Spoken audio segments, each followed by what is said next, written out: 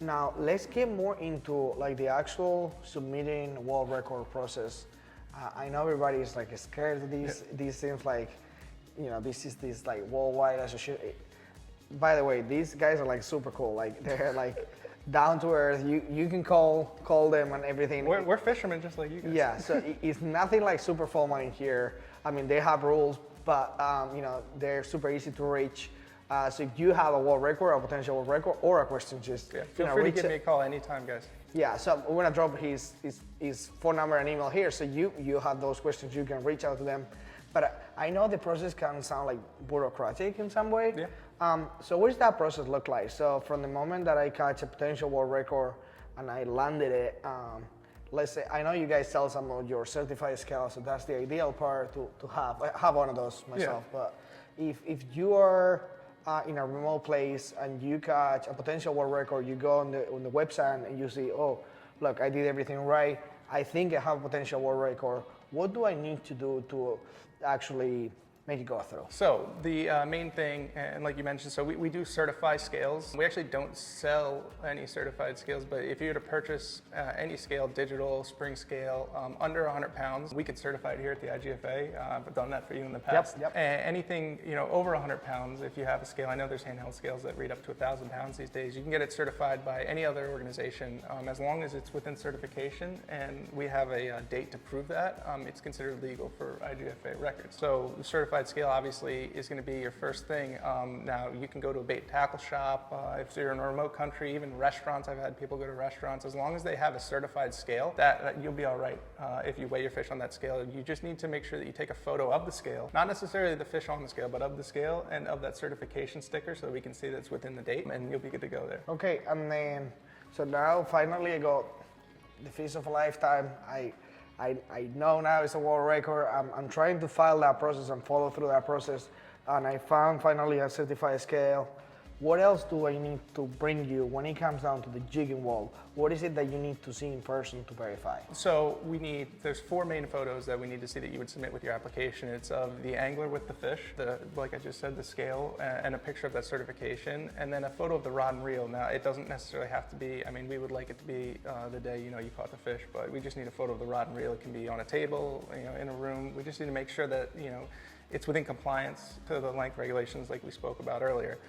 Then what you would need to do is you need to send in your tackle. I actually have an example of it here. So what you're going to want to do is you're going to want to keep the jig, the leader, especially if you've just caught a world record and you're pretty confident. I would take the jig whole setup off immediately, right? I wouldn't continue to fish with it. So what you're going to want to do is you're going to want to pull out about 50 feet of your main line. And in the way we've been discussing it, that would include your line class, braid backing, and your leader. Still attach the jig. You cut that off. We don't necessarily require you to send in the jig itself, but we do need to measure the lead lengths on your assist hooks if you're using them. Okay. So what you can do is you can take the split ring off, still attached to your leader material, and wrap that around a piece of cardboard. It's real easy to do. You just make an incision on either side. Start with the braided backing line, start wrapping it around until you end up with the hook. And this is really easy to send in along with your application form, fits in an envelope perfectly. And then, you obviously, you can either go back to the scales or keep fishing with a different setup. All right, well, that's a lot simpler than I thought. Yeah. So you really don't need a video or anything of the fight. You don't have to have a whole production behind it. If you think you have a fish that is a potential world record and you follow all the steps prior to catching the fish, you only need like those 4 pictures and then your assist hooks, 50 feet of line.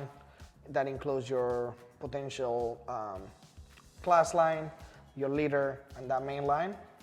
We should be good to go. Yeah, and you don't necessarily have to, film the fight, but what I always tell people is, any information you can provide me is going to be better. Witnesses, you're not necessarily required to have a witness, right? But, any witness testimony you have to your catch also, helps your cause. And you don't necessarily actually have to have, like we were describing with the line class, if you're fishing all tackle and you're using 50-pound braid, you can send, it's going to be all that braided line connected to your leader and your hooks. What we just described earlier would be specific to line classes. Okay. And then once we file and everything, so what is the filing process look like? Can we file online? Do we call you guys? Is there any specific way to do it? that is more efficient than another? So traditionally, you'd have to print out an application, you fill out the application form, and then send everything into us with a package.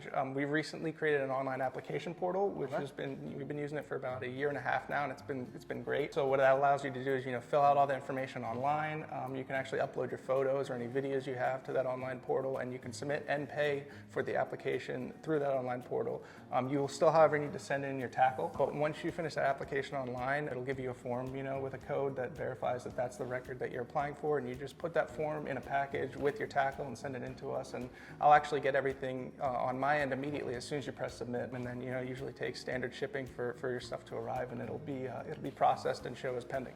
And then in the process of qualification, you're usually in touch with the potential world record holders, or like you get an email confirmation of these things? Yeah, so you get an email confirmation that your record has been submitted. Oftentimes, people get excited about records and they'll reach out to me. If anything, on my end, if I need some more information from you, oftentimes, I'll be reaching back out to you as the angler, asking for additional photos, questioning any specifics that you may have on the record.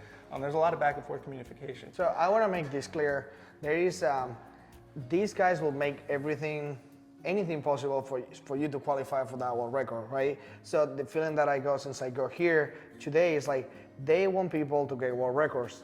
So they're not trying to prove you wrong or nothing like that. What they want to do is make sure that you are in compliance with all the rules, but they actually help you to do that, right? Yeah. Like through the communication process. So don't be scared to, again, like call them, reach out to them, understanding the process.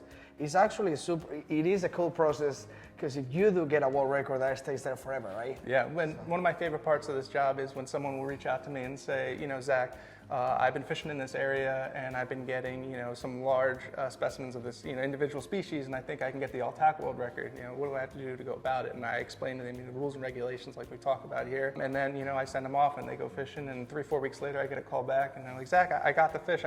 All right, I'm going to send in the stuff just like we said. I got the photos that you asked for.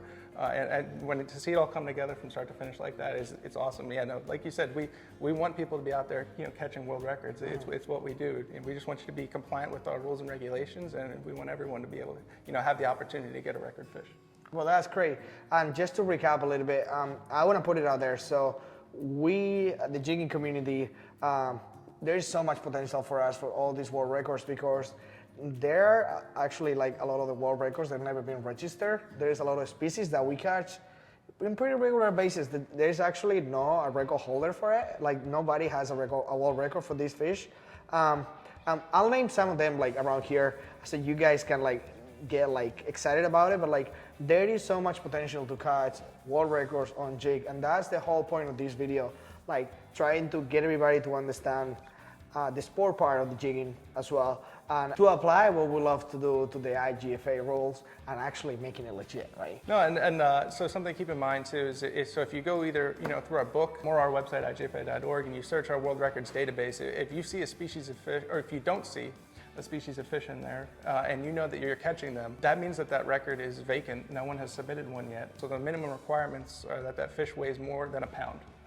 Okay. So as long as you're catching a fish, that weighs more than a pound, you follow all of our rules and regulations, you get the photos that you need to get, you're compliant, and you send all that information into us, then you'll be able to earn that vacant record.